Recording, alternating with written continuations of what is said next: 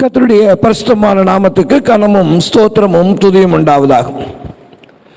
யார் கிறிஸ்தவ விசுவாசி என்ற ஒரு கேள்வியை எழுப்புவோமானால் அதற்கு பலவிதமான பதில்கள் இருக்கக்கூடும். ஒரு சிறந்த பதிலாக நான் கருதுவ ஒரு பதில் இருக்கிறது. அது என்னவென்று கேட்டால், தேவனிடத்திலே சேருவதற்கு இயேசுவே வழி என்பதை அறிந்து அவரை தன்னுடைய சொந்த இரட்சகராக ஏற்றுக்கொண்டு அவர் மேலே மாறாத விசுவாசத்தை வைத்து உயர்விலும் தாழ்விலும், வெற்றிகளிலும் தோல்விகளிலும், உற்சாகங்களிலும் சோர்வுகளிலும், வாழ்வினுடைய எல்லா நிலைகளில் ஏற்படும் சோதனைகளிலும் போராட்டங்களிலும் அவர் மேல் வைத்த விசுவாசத்திலே தொடர்ந்து நிலைத்து நிற்பவனே ஒரு கிறிஸ்தவ விசுவாசி. ஒரு கிறிஸ்தவன் அவன் ஆனாலும் சரி, பெண்ணாக இருந்தாலும் சரி, ஒரு உண்மையான விசுவாசியாக இருக்கவே அழைக்கப்பட்டவன். இப்பொழுது நாம் வாசித்த இந்த வேத பகுதியிலே நீங்கள் விசுவாசம் என்ற வார்த்தை பல முறை வருகிறதை நீங்கள் அவதானித்திருக்கக்கூடும். இந்த வேத பகுதி விசுவாசத்தை குறித்து நமக்கு இருக்கக்கூடிய பல கேள்விகளுக்கு தெளிவுகளை உண்டாக்குகிறது. இன்றைய செய்தியினுடைய தலைப்பு விசுவாசத்தினுடைய விளக்கமும் விசுவாசத்தினுடைய வெளிப்படுத்துதலும். Faith defined and faith displayed. விசுவாசத்தினுடைய விளக்கமும் விசுவாசத்தினுடைய வெளிப்படுத்தலும். இந்த வேத பகுதியை நாம் 2 பகுதிகளாக தியானிக்க முடியும். முதலாவது பகுதியிலே விசுவாசமானது ஒரு உதாரணத்தோடு விளக்கப்படுகிறது. 2வது பகுதியிலே விசுவாசத்தை வெளிப்படுத்தின முன்னோர்கள் குறித்து நமக்கு உதாரணங்களாக காண்பிக்கப்படுகிறது.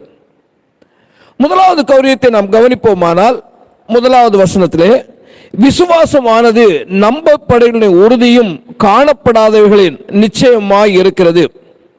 3வது வசனத்திலே விசுவாசத்தினாலே நாம் உலகங்கள் தேவனுடைய வார்த்தையினால் உண்டாக்கப்பட்டதென்றும் இவ்விதமாய் காணப்படுகிறவர்கள் தோன்றப்படுகிறவர்களால் உண்டாகவில்லை என்றும் அறிந்திருக்கிறோம். முதலாவது, the faith defined with example. விசுவாசம் ஒரு உதாரணத்தோடு விளக்கப்படுகிறது. இந்த உலகத்திலே வாழும் மனிதர்களாகிய நமக்கு 5 விதமான புலன் உணர்வுகள் உண்டு. பார்த்தல், கேட்டல், சுவைத்தல், மணத்தல், தொட்டு உணர்தல். இந்த 5 விதமான புலன் உணர்வுகள் நமக்கு இருக்கிறது. நாம் கண்களாலே பார்க்கிறோம், செவிகளாலே கேட்கிறோம், நாவாலே சுவைக்கிறோம், மூக்காலே வாசனை பார்க்கிறோம், நம்முடைய உடலுடைய பாகங்களினாலே நாம் தொட்டு உணர்கிறோம். ஆனால் விசுவாசம் என்று சொல்லுவது இந்த 5 புலன்களினாலும் தொட்டு உணரக்கூடியது அல்லவே அல்ல. விசுவாசம் ஒரு பொருள் அல்ல. ஆகவே நாம் அதை கண்களால் பார்க்க முடியாது. விசுவாசம் எந்த ஒலியையும் எழுப்புவதில்லை. அதனாலே நாம் காதாலே கேட்க முடியாது. விசுவாசம் நாவினாலே சுவைத்து பார்ப்பதற்கு ஒரு பண்டமும் அல்ல. விசுவாசம் வாசனை வீசுகிற ஒரு திரவியம் அல்ல. அதை நாம் முகர்ந்து பார்க்க முடியாது. விசுவாசத்தை தொடுகை உணர்வாலும் நாம் அறியவே முடியாது. விசுவாசம் என்பது ஆவிக்குரிய காரியம். ஆவிக்குரிய காரியத்தை நாம் 5 புலன்களாலே அறிந்துவிட முடியாது. ஆவிக்குரிய காரியத்தை விளக்க வேண்டுமானால், அறிய வேண்டுமானால், அது ஆவிக்குரிய காரியங்களோடு சம்பந்தப்படுத்தித்தான் அதை விளக்க முடியும். அப்போஸ்தலனாகிய பவுல் கொரிந்தியருக்கு எழுதுகிற பொழுது 1 கொரிந்தியர் 2ஆம் அதிகாரத்துடைய 13ஆம் வசனத்திலே, அவைகளை நாங்கள் மனுஷ ஞானம் போதிக்கிற வார்த்தைகளால் பேசாமல் பரிசுத்த ஆவி போதிக்கிற வார்த்தைகளாலே பேசி ஆவிக்குரியவைகளை ஆவிக்குரியவர்களோடு சம்பந்தப்படுத்தி காண்பிக்கிறோம் என்று எழுதுகிறார். இந்த முதலாவது வசனத்தை நாம் பார்க்கிற பொழுது விசுவாசமானது என்ன என்ற ஒரு வரைவிலக்கணம் சொல்லப்படுகிறது. விசுவாசமானது நம்பப்படுகிறவர்களின் உறுதியும் காணப்படாதவர்களுடைய நிச்சயமாக இருக்கிறது என்று எழுதப்பட்டிருக்கு. உதாரணமாக சொல்லுவோமானால், இந்த பூமியிலே ஆண்டவராகிய இயேசுவை சொந்த இரட்சகராக ஏற்றுக்கொண்டு அவருக்கு சாட்சியாக வாழ்ந்து நான் மரிப்பேனானால், உயிர்த்தெழுதலின் நாளிலே எனக்கு ஒரு மகிமையான சரீரம் கொடுக்கப்படும், நியாய தீர்ப்பின் நாளிலே நான் பரலோகத்துக்கு தகுதியானவன் என்று தீர்மானிக்கப்பட்டு நித்திய ஜீவனோடு பரலோக ராஜ்யத்திலே இருப்பேன். இது விசுவாசம். இந்த விசுவாசம் எனக்குள்ளே எப்படி வருகிறது? இதில் எதையுமே என்னுடைய 5 புலன்களாலே நான் உணர்ந்தவன் அல்ல. ஆனால் 1 கொரிந்தியர் 2ஆம் அதிகாரம் 9, 10 வசனங்களில் அப்போஸ்தலனாகிய பவுல் சொல்லுகிறபடி எழுதியிருக்கிறபடி அங்கே அப்போஸ்தலனாகிய பவுல் சொல்கிறார், எழுதியிருக்கிறபடி தேவன் தம்மில் அன்பு கூறுகிறவர்களுக்கு ஆயத்தம் பண்ணினவைகளை கண் காணவும் இல்லை, காது கேட்கவும் இல்லை, அவைகள் மனுஷருடைய இருதயத்தில் தோன்றவும் இல்லை. நமக்கோ தேவன் அவைகளை தம்முடைய ஆவியினாலே வெளிப்படுத்தி இருக்கிறார். இந்த நித்திய ஜீவனை குறித்தும் பரலோக ராஜ்யத்தில் எனக்கு வைக்கப்பட்டிருக்கிற வாழ்வை குறித்தும் நியாய தீர்ப்பை குறித்தும் நான் கண்களால் பார்க்கவில்லை. ஆனால் வேத வசனத்திலே இவை எல்லாம் எழுதியிருக்கிறது. வேத வாக்கியங்கள் எல்லாம் தேவனுடைய ஆவியினாலே அருளப்பட்டிருக்கிறது. நான் வேத வசனங்களை வாசிக்கிறேன், அவை முற்றிலும் உண்மை என்று பரிபூர்ணமாக நம்புகிறேன். அதனாலே விசுவாசம் எனக்குள்ளே உருவாகிறது.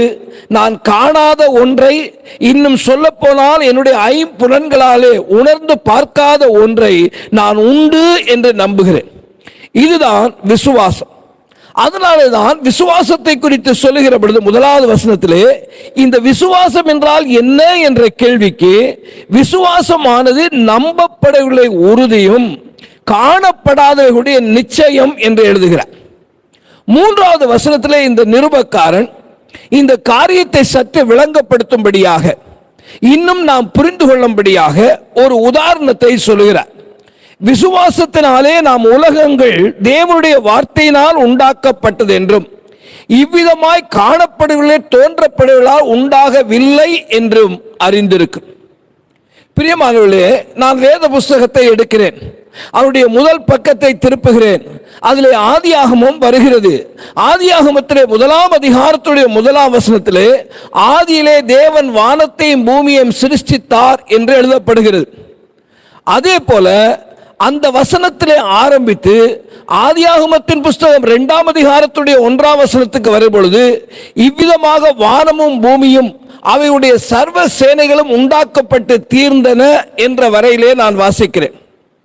ஆதியிலே தேவன் எவ்வாறு உலகத்தை உண்டாக்கினார் என்பதை அந்த வசனங்கள் எனக்கு சொல்லுகிறது. தேவனுடைய வார்த்தையினாலே அது உண்டாயிற்று என்று வேத வசனம் சொல்லுகிறது. அதை நான் கண்களால் பார்க்கவில்லை. ஆண்டவராகிய தேவன் அதை எப்படி உருவாக்கினார் என்று யாருக்கும் படம் எடுத்து காட்டவில்லை. யாருக்கும் எந்த டிஸ்கும் கொடுத்து வீடியோவாக ஆண்டவர் காண்பிக்கவில்லை.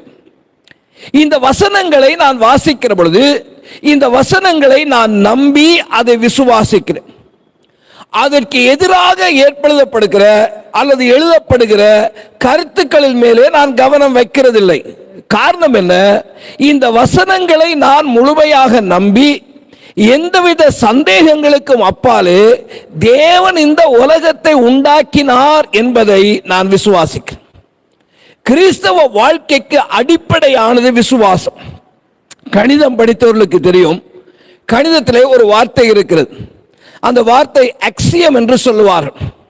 இந்த அக்சியம் என்றால் என்ன என்று கேட்டால், mathematical truths that R accepted without proof, நிரூபணம் இல்லாமல் ஏற்றுக்கொள்ளப்பட வேண்டிய அடிப்படை உண்மைகள் என்று பெயர். உதாரணமாக 1 1 2 என்பது எந்த நிரூபணத்துக்கும் உட்பட்டது அல்ல. இந்த 1 1 2 என்று ஏற்றுக்கொண்டவனுக்கு தான் மேற்கொண்டு கணிதம், இல்லாவிட்டால் அவனுக்கு எந்த கணித பாடமும் அதுக்கு மேலே இல்லை. 2 புள்ளிகளை இணைக்கும் போது ஒரு நேர்கோட்டை உருவாக்க முடியும் என்று ஏற்றுக்கொள்ளுகிற அந்த அக்சியத்தை ஏற்றுக்கொள்கிறவனுக்கு தான் ஜியோமெட்ரி என்கிற பாடத்தை அவன் படிக்க முடியும். இதை நான் ஏற்றுக்கொள்ள முடியாது என்று சொன்னால், அந்த அக்சியத்தை அவன் எடுத்துக்கொள்ளவில்லை என்றால் அவனுக்கு மேற்கொண்டு ஜியோமெட்ரி கிடையாது. இதே போலத்தான் கிறிஸ்தவத்தினுடைய அடிப்படை விசுவாசம் இருக்கிறது. இந்த அடிப்படை விசுவாசத்தை ஏற்றுக்கொள்ளாமல் இருப்போமானால் மேற்கொண்டு நமக்கு எந்த காரியமும் நடக்க போகிறதில்லை. அதனாலே தான் இந்த எபிரேய நிருபத்திலே 11ஆம் அதிகாரத்துடைய 6ஆம் வசனத்திலே விசுவாசம் இல்லாமல் தேவனுக்கு பிரியமாக இருப்பது கூடாத காரியம், ஏனென்றால் தேவனிடத்திலே சேருகிறவன் அவர் உண்டென்றும் அவர் தம்மை தேடுகிறவர்களுக்கு பலன் அளிக்கிறவர் என்றும் விசுவாசிக்க வேண்டும் என்று இந்த நிருபக்காரன் எழுதுகிறார். அப்ப இந்த இடத்துல முதலாவது இந்த நிருபத்தை எழுத வருகிறவர் விசுவாசம் என்றால் என்ன, அதற்கான ஒரு வரைவிலக்கணத்தை கூறிவிட்டு ஆண்டவர் பூமியை படைத்த அந்த காரியத்தை ஒரு உதாரணமாக கொண்டு விளக்கிவிட்டு 6வது வசனத்திலே நீங்கள் தேவனுக்கு பிரியமாய் இருக்க வேண்டுமானால் நீங்கள் விசுவாசம் இல்லாமல் பிரியமாய் இருக்கக்கூடாது என்று சொல்லிவிட்டு சொல்லுகிறார், தேவனிடத்தில் சேருகிறவன் அவர் உண்டு என்று விசுவாசிக்க வேண்டும். அதனாலே அவனை தேடுகிறவருக்கு அவர் பலன் அளிக்கிறவர் என்பதை அவன் விசுவாசிக்க வேண்டும் என்று அவர் சொல்கிறார். இதை விவரித்து சொல்லுவதற்காக இதற்கு பின்பதாக உதாரணங்களை எடுக்கிறார். 2வது பகுதி விசுவாசத்தை வெளிப்படுத்தின முன்னோர்கள், faith displayed by men of old. விசுவாசத்தை வெளிப்படுத்தின முன்னோர்கள். 2வது வசனத்திலே அதனாலே முன்னோர்கள் நற்சாட்சி பெற்றார்கள். இங்கே முன்னோர்கள் என்று சொல்லப்படுவது பழைய ஏற்பாட்டிலே சொல்லப்படுகிற நபர்கள். இந்த பழைய ஏற்பாட்டிலே சொல்லப்பட்ட இந்த நபர்கள் எப்படி தங்களுடைய விசுவாசத்தை வெளிப்படுத்தினார்கள் என்பதை அவர் விளக்குகிறார். 4வது வசனம் முதல் 12வது வசனம் வரையிலே ஆபேல், ஏனோக்கு, நோவா, ஆபிரகாம், சாராள் என்ற 5 பழைய ஏற்பாட்டு நபர்களை எடுத்துக்கொண்டு அவர்கள் எவ்வாறு இந்த விசுவாசத்தை வெளிப்படுத்தினார்கள் என்பதை அவர் விளக்குகிறார். இங்கே நாம் கவனிக்க வேண்டிய ஒரு காரியம் இருக்கிறது. இந்த எபிரேய நிருபத்தை ஆக்கியோன் பழைய ஏற்பாட்டு காலத்திலே வாழ்ந்தவர் அல்ல. அவர் ஆபேலுடைய காலத்திலோ அல்லது நோவாவின் காலத்திலோ ஆபிரகாமின் காலத்திலோ சாராளுடைய காலத்திலோ வாழ்ந்தவர் அல்ல.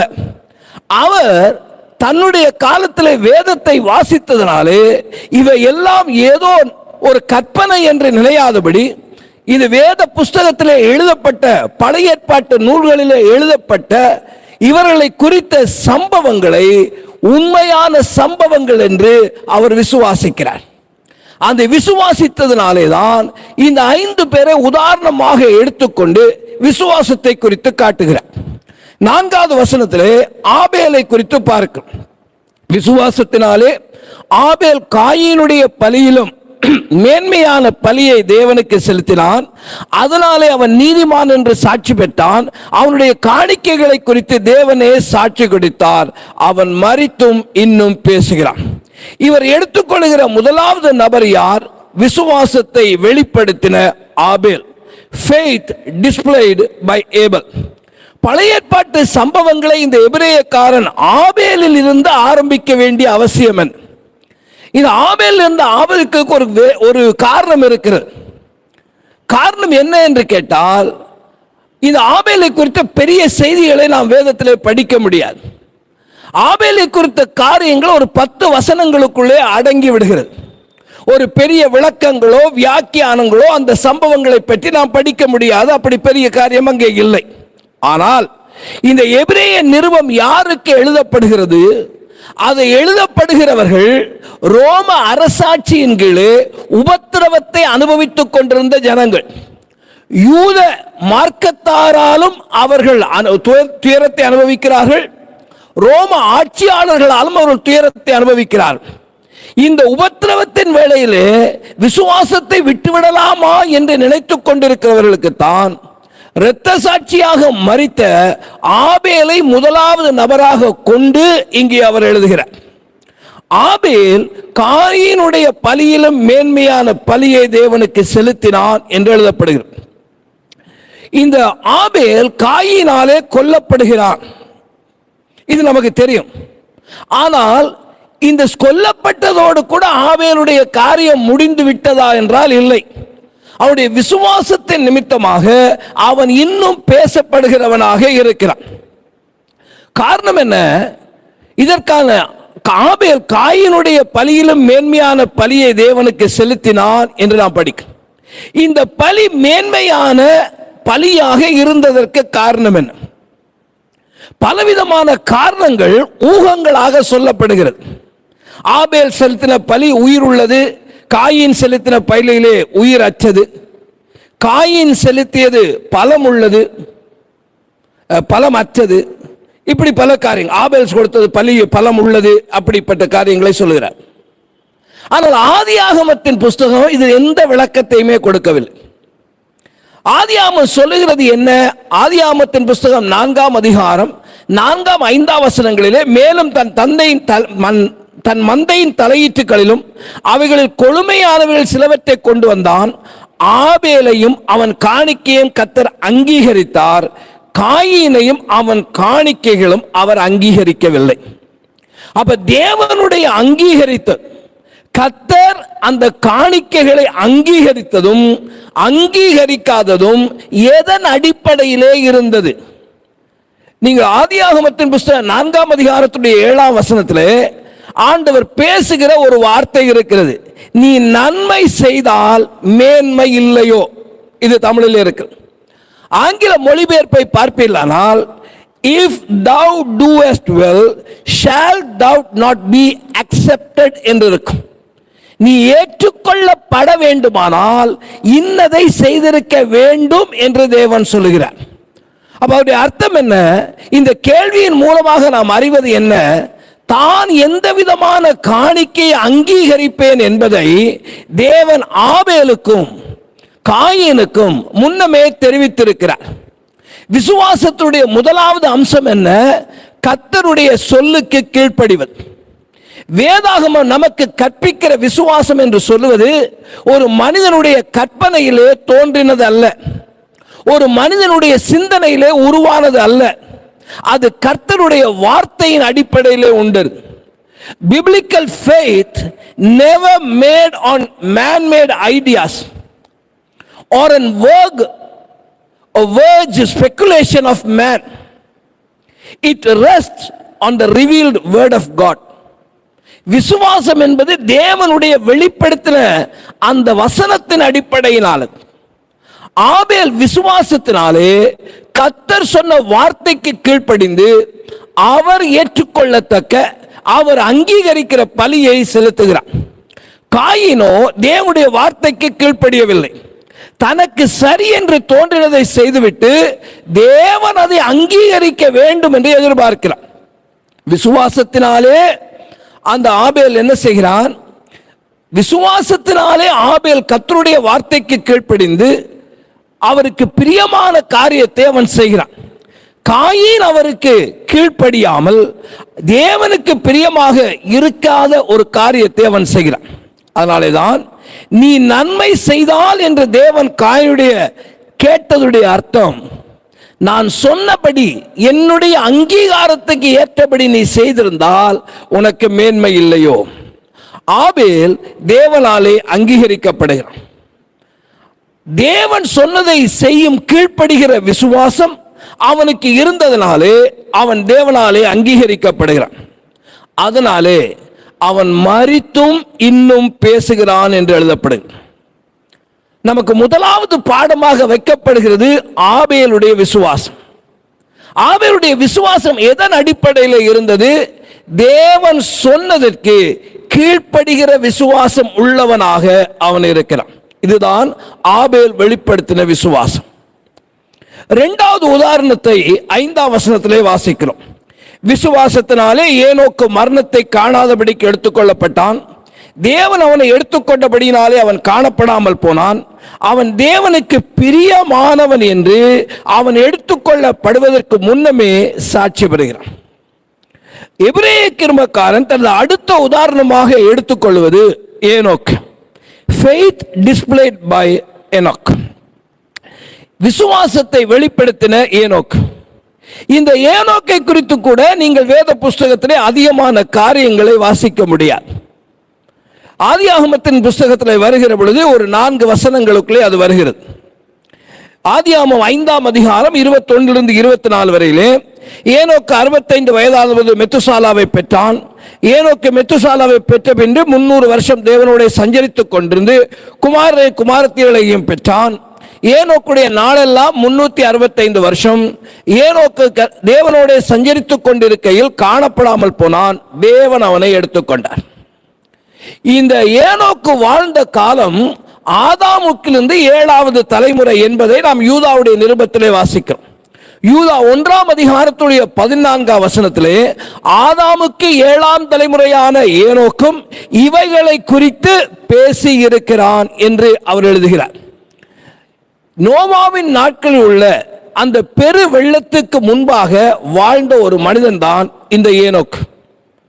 அவன் வாழ்ந்த போது என்ன வார்த்தைகளை சொன்னான் என்பதை இந்த யூதா நிருபத்திலே நாம் படிக்க முடியும். யூதா 1 அதிகாரம் 14 15 வரை உள்ள வசனங்களை கவனிப்பீர்களானால், ஆதாமுக்கு 7ஆம் தலைமுறையான ஏனோக்கும் இவைகளை குறித்து, இதோ எல்லோருக்கும் நியாய தீர்ப்பு கொடுக்கிறதற்கும் அவர்களில் அவபக்தி உள்ளவர்கள் யாவரும் அவபக்தியாய் செய்து வந்த சகல அவபக்தியான கிரியைகளின் நிமித்தமும் தமக்கு விரோதமாய் அவபக்தியுள்ள பாவிகள் பேசின கடின வார்த்தைகள் எல்லாவற்றின் நிமித்தமும் அவர்களை கண்டிக்கிறதற்கும் ஆயிரமான தமது பரிசுத்தவான்களோடு கூட கர்த்தர் வருகிறார் என்று முன்னறிவிக்கிறார். அவன் வாழ்ந்த காலத்திலே ஒரு கடுமையான செய்தியை அவன் பேச வேண்டியதாக இருந்தது. அவன் சொன்ன செய்தி மக்களிடத்திலே வரவேற்பை பெறுகிற ஒரு செய்தி அல்ல, மக்களை பிரியப்படுத்துகிற செய்தி அல்ல. ஆனால் இந்த ஏனோக்கு தேவனை பிரியப்படுத்துகிறதை தெரிந்து கொண்டபடியால் அவன் மரணத்தை காணாமல் எடுத்துக்கொள்ளப்பட்டான். விசுவாசம் என்ன செய்யும் என்று கேட்டால், தேவனுக்கு பிரியமானதை செய்யும். விசுவாசம் மனிதனை பிரியப்படுத்துகிற காரியத்தை காட்டிலும் தேவனை பிரியப்படுத்துகிற காரியத்தை செய்யும். அப்போஸ்தலனாகிய பவுல் 1 கொரிந்தியருடைய அந்த நிருபம் 10ஆம் அதிகாரம் 1 முதல் 5ஆம் வசனம் வரை சொல்லுகிற பொழுது, இப்படி இருக்க சபைகளே, சகோதரரே, நீங்கள் எவைகளை அறிய வேண்டும் என்று இருக்கிறேன் என்றால், நம்முடைய பிதாக்கள் எல்லோரும் மேகத்துக்கு கீழாயிருந்தார்கள், எல்லோரும் சமுத்திரத்தின் வழியாய் நடந்து வந்தார்கள், எல்லோரும் மோசேக்குள்ளாக மேகத்தினாலும் சமுத்திரத்தினாலும் ஞானஸ்நானம் பண்ணப்பட்டார்கள், எல்லோரும் ஒரே ஞான போஜனத்தை புசித்தார்கள், எல்லோரும் ஒரே ஞானபானத்தை குடித்தார்கள். எப்படி எனில் அவர்களோட கூட சென்ற ஞான கன்மலையின் தண்ணீரை குடித்தார்கள், அந்த கன்மலை கிறிஸ்துவே. அப்படி இருந்தும் அவர்களில் அதிகமான பேர்களிடத்திலே தேவன் பிரியமாயிருக்கவில்லை. ஆதலால் வனாந்திரத்திலே அவர்கள் அழிக்கப்பட்டார்கள் என்று எழுதினார். அற்புதங்களுடைய வாழ்க்கையிலே நடந்தது, அதிசயங்களை அவர்கள் கண்டார்கள், செங்கடல் பிளக்கப்பட்டது, கால்நடையாமல் கலந்தார்கள். ஆனால் தேவன் அவர்கள் மேல் பிரியமாய் இருந்தாரா என்றால் இல்லை. தேவன் மேல் விசுவாசம் வைக்காமல் அவருடைய கோபத்துக்கு ஆளாகின கூட்டத்தாரை நாம் பார்க்கிறோம். வனாந்திரத்திலே அழிக்கப்பட்டதுக்கு காரணம் என்ன? தேவன் மேல் விசுவாசம் வைக்காமல் போன காரணத்தினாலே அவர்கள் வனாந்திரத்திலே அழிக்கப்படுகிறார். பிரியமானவர்களே, விசுவாசிகள் என்று அழைத்துக் கொள்கிற நாம் நம்முடைய விசுவாசத்தினாலே தேவனுக்கு பிரியம் உள்ளவர்களாக நடந்து கொள்கிறோம். ஏனோக்கு வெளிப்படுத்தின விசுவாசம் என்ன? ஜனங்களை கவர்கிறமாக அவன் பேசவில்லை. அவனுடைய செய்தி ஜனங்களுக்கு ஒரு கசப்பான செய்தி தான். ஆனால் தேவனுடைய வார்த்தையை கொடுக்க வேண்டும் என்று அழைக்கப்பட்டவன், அவன் தேவனுக்கு பிரியம் உண்டாக அவன் நடந்து கொள்கிறான். அவன் பிரியமானவன் என்று தேவன் சாட்சி கொடுத்து அவனை முன்னவே எடுத்துக்கொண்டார் என்று பார்க்கும். அப்ப ஏனோக்கு எந்த விசுவாசத்தை வெளிப்படுத்துகிறான்? தேவனுக்கு பிரியமுண்டாக நடந்து கொள்ளுகிற விசுவாசத்தை அவன் வெளிப்படுத்துகிறான். இந்த எபிரேய நிருபக்காரன் காட்டுகிற 3வது உதாரணம் நோவா. ஃபெய்த் டிஸ்ப்ளேட் பை நோவா, விசுவாசத்தை வெளிப்படுத்தின நோவா. 7ஆம் வசனத்தை பார்ப்போமானால், விசுவாசத்தினாலே நோவா தற்காலத்திலே காணாதவைகளை குறித்து தேவ எச்சரிப்பு பெற்று பய பக்தி உள்ளவனாகி தன் குடும்பத்தை ரட்சிப்பதற்கு பேழையை உண்டு பண்ணினான். அதனாலே அவன் உலகம் ஆக்கினைக்குள்ளாக உள்ளானது என்று தீர்த்து விசுவாசத்தினால் உண்டாகும் நீதிக்கு சுதந்திரவாளி ஆனான் என்று வாசிக்க. இங்கே 3வது உதாரணமாக நோவாவை காட்டப்படுகிறது. நோவாவுடைய இந்த சம்பவம் ஆதியாகமத்தின் புஸ்தகம் 6வது அதிகாரத்துக்கு வருவோமானால், 6வது அதிகாரம் 13 22 வரை சொல்லப்படுகிறது. அந்த வசனங்களிலே சொல்லப்படுகிறது என்ன? இந்த பூமி கொடுமையினாலே நிறைகிறது. ஆண்டவர் நான் இந்த பூமியை அழிக்க போகிறேன் என்று சொல்லி நோவாவை அழைத்து, நீ கொப்பேர் மரத்தாலே உனக்கு ஒரு பேழையை உண்டாக்கி அந்த பேழையினுடைய அளவுகளை சொல்லி அந்த பேழை எப்படி அமைக்கப்பட வேண்டும், எங்கே ஜன்னல் வைக்கப்பட வேண்டும், எங்கே என்ன காரியம் வைக்கப்பட வேண்டும் என்று சொல்லி 17ஆம் வசனத்திலே வானத்தின் கீழே ஜீவ சுவாசம் உள்ள சகல மாமிச ஜந்துக்களையும் அழிக்க நான் பூமியின் மேல் ஜலப்பிரளயத்தை வரப்பண்ணுவேன், பூமியில் உள்ள யாவும் மாண்டு போகும் என்று சொல்லுகிறார்.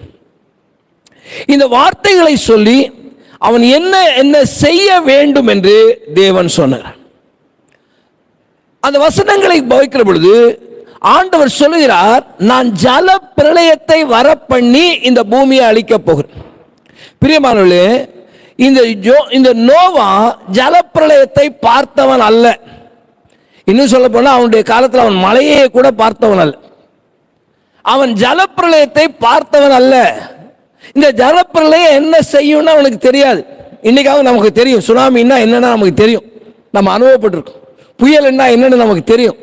வெள்ளம் வந்தா என்ன ஆகும் நமக்கு தெரியும்.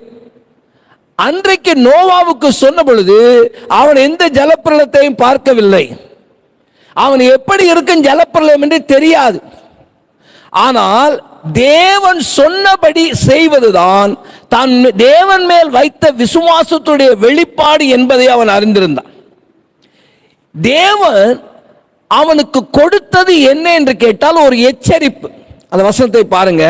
விசுவாசத்தினாலே நோவா காணாதவைகளை தற்காலத்திலே காணாதவை குறித்து தேவ எச்சரிப்பை அவன் பெற்றான் என்று இருக்கு. இந்த விசுவாசத்தினாலே தேவன் கொடுத்த காரியத்துடைய எச்சரிக்கையை அவன் விசுவாசிக்கிறான். இந்த எச்சரிக்கையினாலே இந்த நோவா பயபக்தி உள்ளவனாகி தேவன் சொன்ன எல்லாவற்றையும் அவன் செய்து முடித்தான். இந்த ஆதியாகமத்துடைய க்ளோசிங் வேர்சஸ்ல நீங்க பார்த்தீங்கன்னா ஆதியாகமம் 6:22 பாருங்க. அந்த இடத்துல நோவா அப்படியே செய்தான், தேவன் தனக்கு கட்டளை இட்டபடியெல்லாம் அவன் செய்து முடித்தான் என்று எழுதிருக்கு. செய்தான், செய்து முடித்தான் என்று எழுதிருக்கு. எதனாலே செய்கிறான்? விசுவாசத்தினாலே. விசுவாசம் தேவனுடைய எச்சரிப்புக்கு கவனம் செலுத்த செய்யும். விசுவாசம் தேவனுடைய எச்சரிக்கையை விளையாட்டாக எடுத்துக்கொள்ளாது.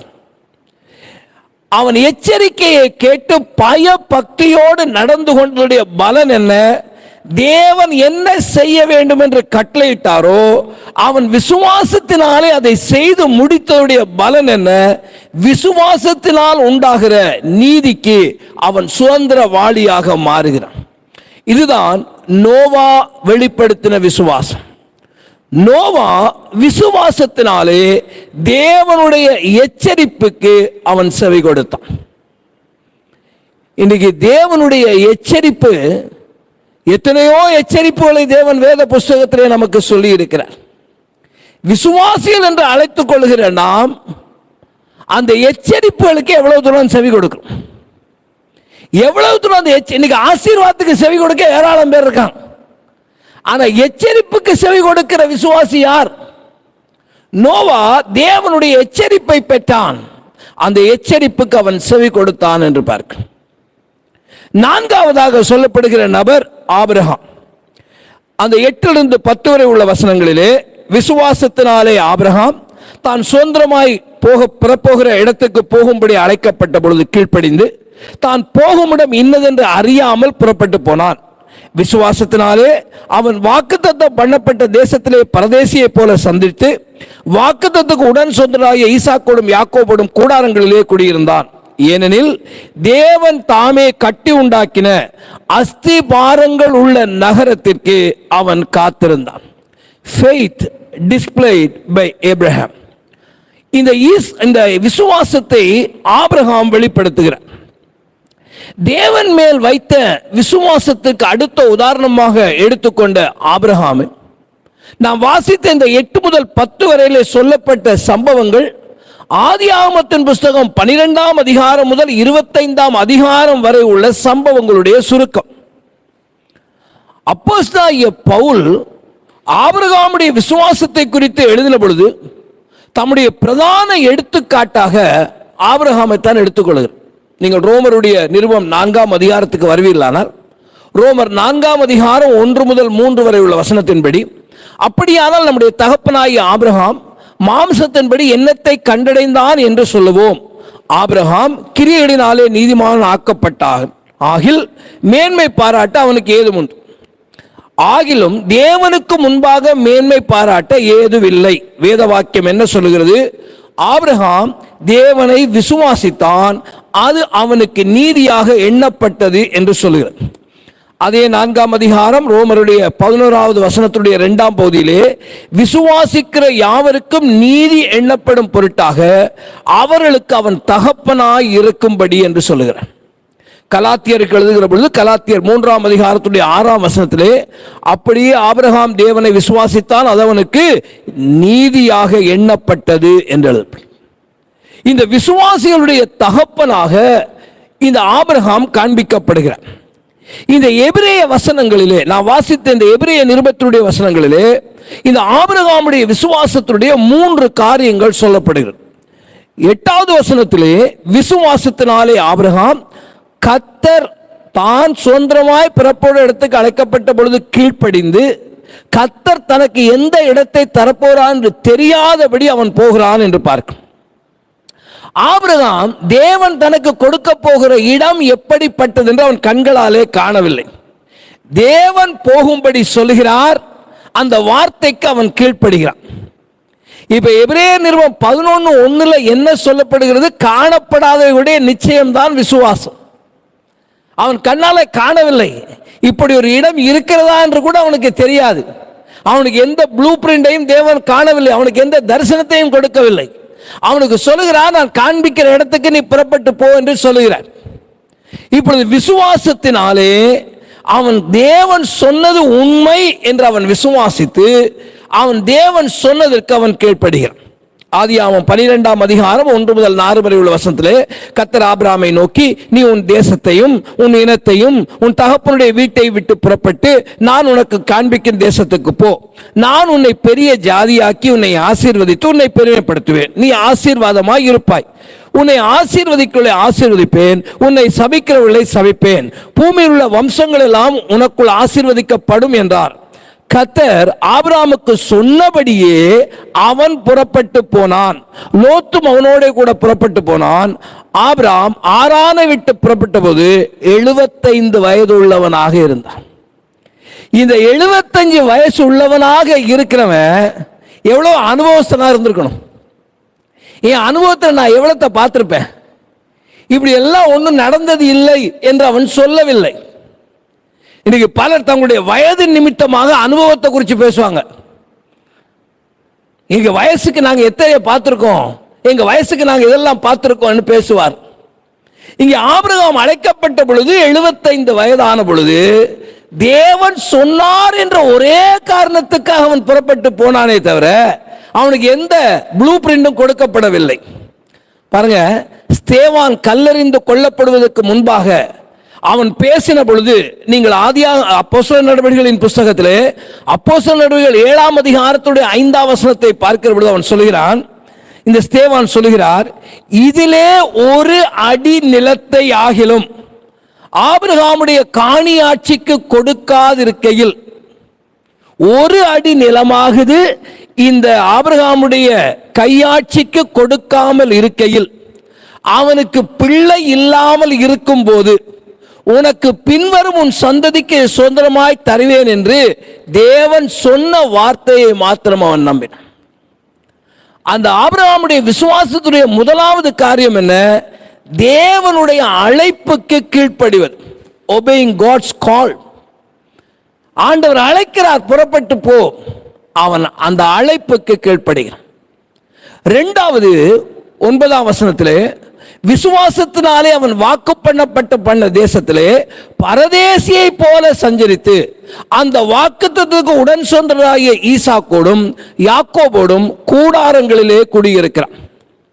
தேவன் பூமியிலே ஒரு நிலப்பகுதியை அவனுக்கும் அவனுடைய சந்ததிக்கும் வாக்கு பண்ணி இருந்தாலும், அந்த அந்த அந்த சந்ததியே அல்லது அவனே அந்த இடத்துக்குள்ளே பிரவேசித்திருந்தாலும் கூட, அந்த நிலப்பரப்பானது அது நிரந்தரமானது இல்லை என்பதை அவன் விசுவாசித்திருந்தான்.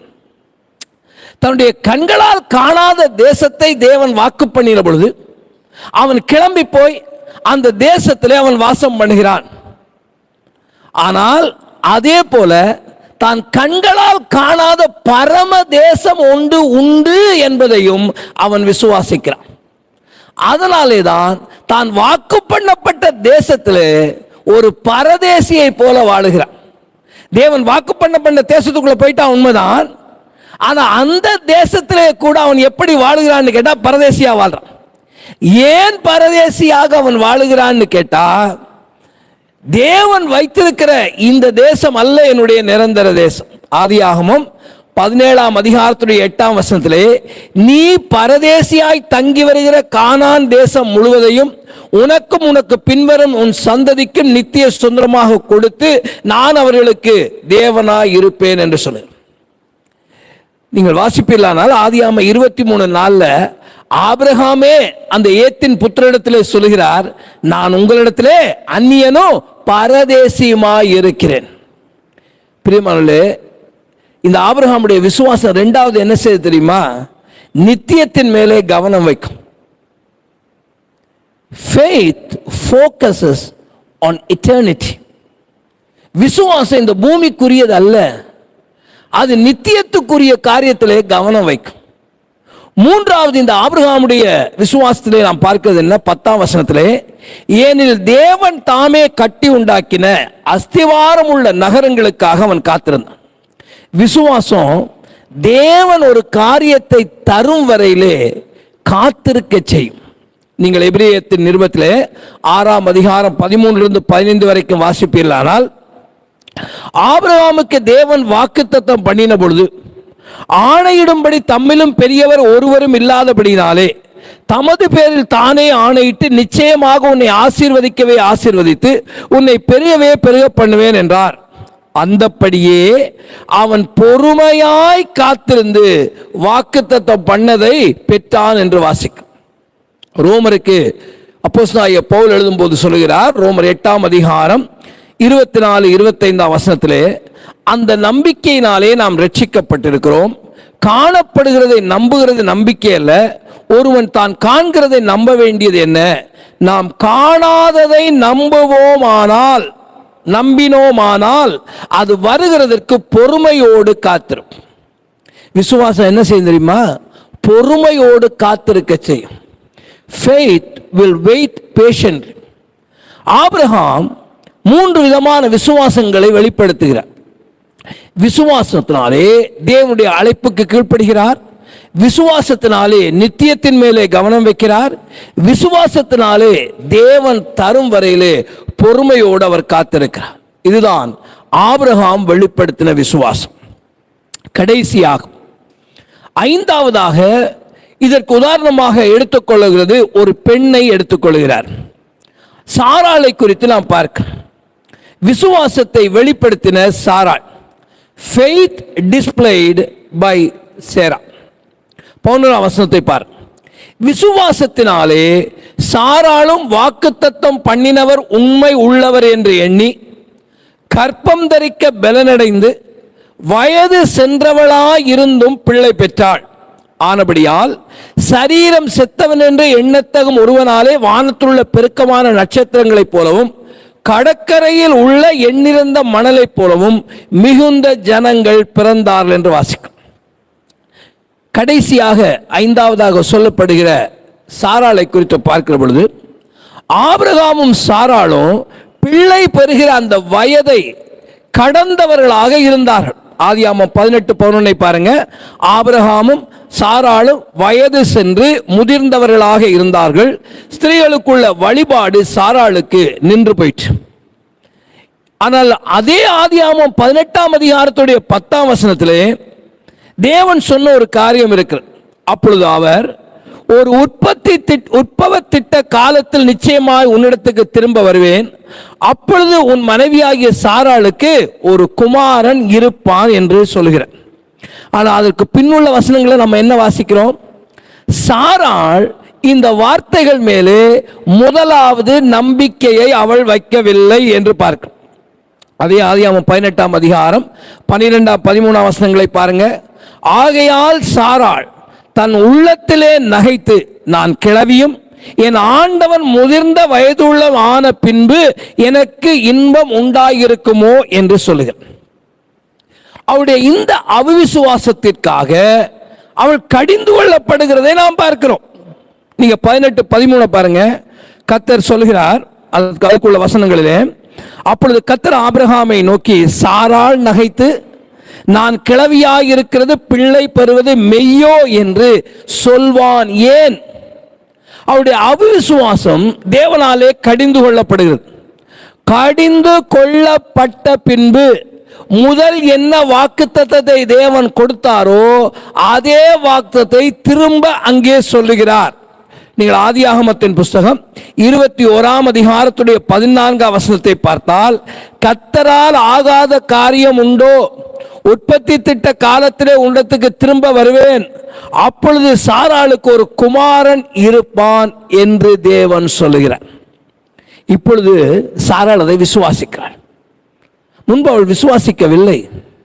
தேவனுடைய வார்த்தையினாலே கடிந்து கொள்ளப்பட்ட பின்பு சொல்லப்பட்ட பொழுது அவள் விசுவாசிக்கிறாள். அதனாலே தான் 11 வசனத்திலே எபிரேய நிருபத்திலே நாம் படிக்கிறோம், விசுவாசத்தினாலே சாராளும் வாக்குத்தத்தம் பண்ணவர் உண்மை உள்ள என்று எண்ணி கற்பந்தரிக்க பலனடைந்து வயது சென்றவளாயிருந்தும் பிள்ளை பெற்றாள். முடிவென்ன? நீங்கள் ஆதியாகமம் 21 அதிகாரம் 1-2 வசனத்தை பாருங்க. கர்த்தர் சொல்லியிருந்தபடி சாராள் பேரிலே கடாட்சமானார். கர்த்தர் தாம் உரைத்தபடியே சாராளுக்கு செய்தருளினார். ஆபிரகாம் முதிர் வயதாய் இருக்கையில் சாராள் கற்பமாகி தேவன் குறித்த காலத்திலே அவனுக்கு ஒரு குமாரனை பெற்றாள். அந்த 2 வசனங்கள்ல சாராள் 3 முறை வருகிறாள்.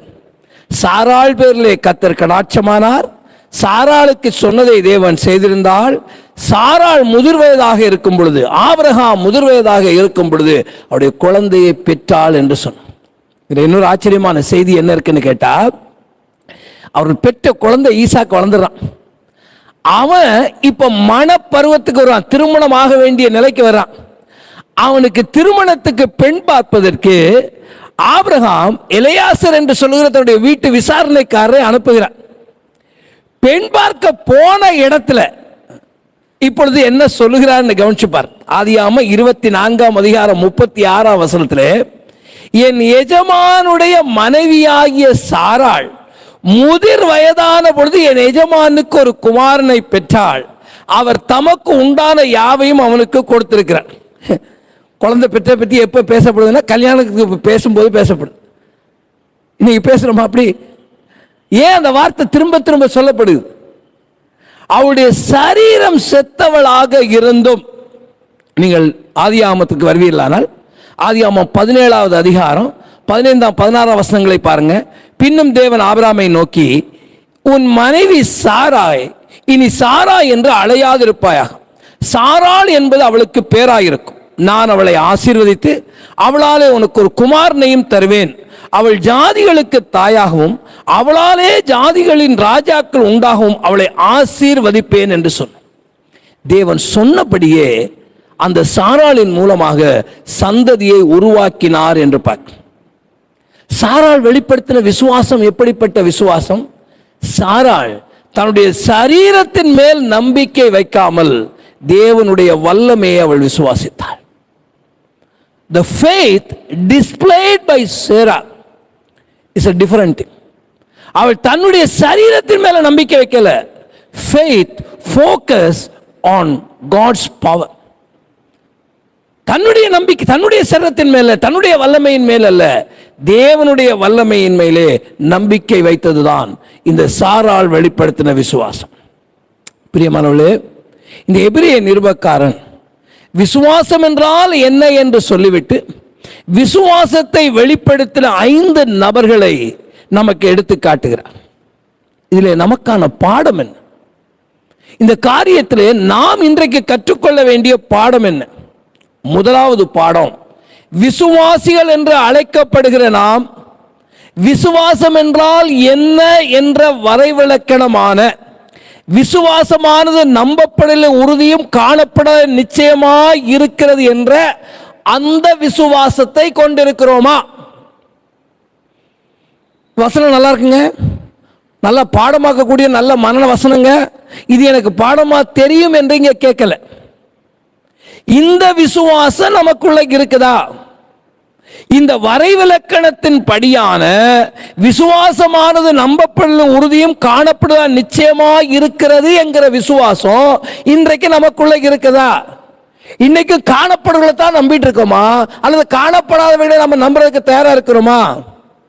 வேத வசனத்தில் சொல்லப்பட்ட காரியங்கள் பலதை நாம் இன்னும் கண்ணால் காணவில்லை, ஆனால் நாம் விசுவாசிக்க ஆயத்தமாக இருக்கிறோமா? அந்த உறுதி உள்ள விசுவாசம் நமக்குள்ள இருக்கிறதா என்பது முதலாவது நாம் கேட்க வேண்டிய கேள்வி. இரண்டாவது, நம்முடைய விசுவாசத்தை நாம் எப்படி வெளிப்படுத்துகிறோம்? how do we display our faith? நம்முடைய விசுவாசத்தை நாம் எப்படி வெளிப்படுத்துகிறோம்? ஆபேலை போல தேவன் சொன்னதுக்கு கீழ்ப்படிந்து நம்முடைய விசுவாசத்தை வெளிப்படுத்துறோமா?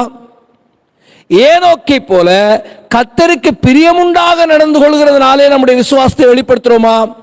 நோவாவை போல தேவனுடைய எச்சரிப்புக்கு கீழ்ப்படிந்து நம்முடைய விசுவாசத்தை வெளிப்படுத்துறோமா?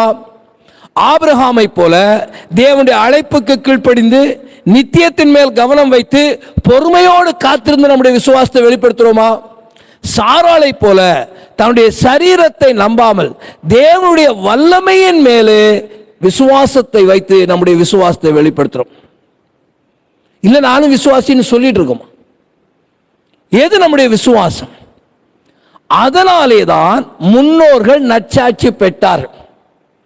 அந்த முன்னோர்கள் நற்சாட்சியை பெற்றார்களே, அதே நற்சாட்சியை நாம் பெற வேண்டுமானால் ஆங்கிலத்தில் for by it faith, for by it the people of old received their commendation. விசுவாசத்திற்காக அவர்கள் பாராட்டப்பட்டார்கள், நல்ல சாட்சிகளாய் இருந்தார்கள். இப்ப நாம நம்முடைய விசுவாசிகள் என்று அழைக்கப்படுகிறோம். நம்முடைய விசுவாசத்தை குறித்த ஒரு கமெண்டேஷன், ஒரு நல்ல சாட்சி நமக்கு கிடைக்க வேண்டுமானால் விசுவாசத்தினாலே தேவன் சொன்னதுக்கு நாம் கீழ்ப்படிய வேண்டும். விசுவாசத்தினாலே தேவனுக்கு பிரியமுள்ளாக நாம் நடந்து கொள்ள வேண்டும். விசுவாசத்தினாலே தேவ எச்சரிப்புக்கு நாம் செவி கொடுக்க வேண்டும். விசுவாசத்தினாலே தேவனுடைய அழைப்புக்கு கீழ்ப்படிந்து நித்தியத்தின் மேல் கவனத்தை வைத்து நாம் பொறுமையோடு காத்திருக்க வேண்டும். விசுவாசத்தினாலே நம்முடைய சரீரங்களின் மேலும் நம்முடைய திறமைகளின் மேலும் அல்ல, தேவனுடைய வல்லமையின் மேலே நாம் விசுவாசம் வைக்க வேண்டும். நம்முடைய விசுவாசமே உலகத்தை ஜெயிக்கிற ஜெயம். புதிய வருடத்திலே பிரவேசித்திருக்கிறோம். என்ன விதமான சவால்கள் நமக்கு முன்பாக வைக்கப்பட்டிருக்கிறது என்று எனக்கு தெரியாது. ஆனால் நம்முடைய விசுவாசத்தை முறியடிப்பதற்கு பல விதத்திலும் முயற்சிகள் உண்டாகியிருக்கிறது என்பதை நமக்கு தெரியும். பிசாசானவன் அந்த முயற்சிகளை எடுத்துக்கொண்டுதான் இருக்கிறான். ஆனால் நாம் செய்ய வேண்டியதெல்லாம் என்ன? அப்போஸ்தலனாகிய பவுல் 1 கொரிந்தியர் 16ஆம் அதிகாரத்துடைய 13ஆம் வசனத்திலே சொல்லுகிறதை போல, விழித்திருங்கள், விசுவாசத்திலே நிலைத்திருங்கள், புருஷராயிருங்கள், திடன் கொள்ளுங்கள். பிரியமானவர்களே, இந்த ஆண்டு பல விசுவாசத்தின் போராட்டங்களை தனி நபராக, குடும்பஸ்தர்களாக, உங்கள் குடும்பமாக, திருச்சபையாக நாம் சந்திக்க நேரலாம். விசுவாசம் என்றால் என்ன என்ற அந்த வரைவிலக்கணத்துக்கு ஏற்றபடி நாம் வாழ்ந்து நாமும் அந்த விசுவாசத்துக்கான நற்சாட்சி உள்ளவர்களாக இருக்க வேண்டுமானால் அப்போஸ்தலனாகிய பவுல் சொல்வதைப் போல விழித்திருப்போம், விசுவாசத்திலே நிலைத்திருப்போம், புருஷராக இருப்போம், திடன் கொண்டிருப்போம். பிரியமானவர்களே, விசுவாசத்தை அசைத்து பார்க்கிற பல காரியங்கள் வரும் பொழுது, விசுவாசத்தை குலைப்பதற்கான முயற்சிகளை பிசாசானவன் எடுக்கும் பொழுது, நீங்களும் நானும் இந்த நாட்களிலே என்ன செய்ய போகிறோம்? பிரியமானவர்களே, இந்த வார்த்தை இன்றைக்கு நமக்கு ஒரு பாடமாக இருக்கட்டும். நாம் கடைசியாக பாடப்போகிற பாடல் கிருபை இதே தேவ கிருபை இதே என்ற பாடலை தான் நாம் பாடப்போம். அந்த பாடலில் ஒரு ஸ்டான்ஸா வருகிறது. நல்ல போராட்டம் போராடி ஜெயித்தே நித்திய ஜீவனை நாம் பற்றிடவே விசுவாசத்தில் நிலைத்திடுவோம், அசையாது அழைப்பினை காத்திடுவோம் என்கிற அந்த ஸ்டான்ஸா வருகிறது. வெறும் பாடலாக பாடாதபடி நாம் இந்த ஆண்டு நம்முடைய விசுவாசத்திலே உறுதியாய் நிற்க வேண்டும் என்று உணர்ந்தவர்களாக அந்த பாடல்களை நாம் பாடுவோம். கண்களை மூடி தலைகளை தாழ்த்தி நாம் ஜெபிப்போம். இரக்கமும் கிருபையும் உள்ள நல்ல ஆண்டவரே, இந்த எபிரேய நிருபக்காரன் விசுவாசம் என்றால் என்னவென்று சொல்லிவிட்டு விசுவாசத்தை வெளிப்படுத்தின 5 நபர்களை எங்களுக்கு முன்பாக ஒரு உதாரணமாக வைத்து இன்றைக்கு நாங்கள் தியானிப்பதற்கு நீர் கொடுத்த கிருபைகளுக்காக உமக்கு நன்றி செலுத்துகிறோம். நாங்களும் விசுவாசிகள் என்று எங்களை அழைத்துக் கொள்கிற பொழுது உண்மையாகவே எங்களுக்குள்ளே இந்த விசுவாசம் இருக்கிறதா என்று ஆராய்ந்து பார்க்கவும், முன்னோர்கள் விசுவாசத்தை வெளிப்படுத்தி நற்சாட்சி பெற்றதைப் போல நாங்களும் விசுவாசத்தை வெளிப்படுத்தி நற்சாட்சி உள்ளவர்களாய் வாழ உம்முடைய ஆவியானவர் எங்களுக்கு கிருபை செய்யும்படியாக நாங்கள் ஜெபிக்கிறோம். இந்த ஆண்டு பல போராட்டங்களுக்கு நாங்கள் முகம் கொடுக்க வேண்டி இருக்கலாம். விசுவாச குலைச்சல்களை ஏற்படுத்துவதற்கு பிசாசானவன் பல முயற்சிகளை எடுக்கலாம். கர்த்தாவே, இந்த நிருபம் எழுதப்பட்ட வேளையிலே யாருக்கு எழுதப்பட்டதோ அவர்கள் யூத மார்க்கத்தாராலும் ரோம அரசாங்கத்தினாலும் அவர்கள் உபத்திரவத்துக்கு உள்ளான வேளைகளிலே அவர்களை திடப்படுத்தும்படி எழுதப்பட்ட இந்த நிருபத்தின் பாடங்கள் எங்களுக்கான பாடங்களாக இருக்கும்படி தேவனுடைய ஆவியானவர் எங்களை விசுவாசத்திலே திடப்படுத்துவீராக. உடைய கரத்தில் எங்களை தாழ்த்தி ஒப்புக் கொடுக்கிறோம். உடைய தயவுள்ள கரங்கள் ஒரு விசை கூட ஒவ்வொரு விசுவாசி மேலும் பூர்ணமாய் இறங்கி தங்கி தாபரித்து அவர்கள் விசுவாசத்திலே நிலைத்திருக்க கிருபை செய்வீராக. இயேசுவின் நாமத்தில் பிதாவே, ஆமென்.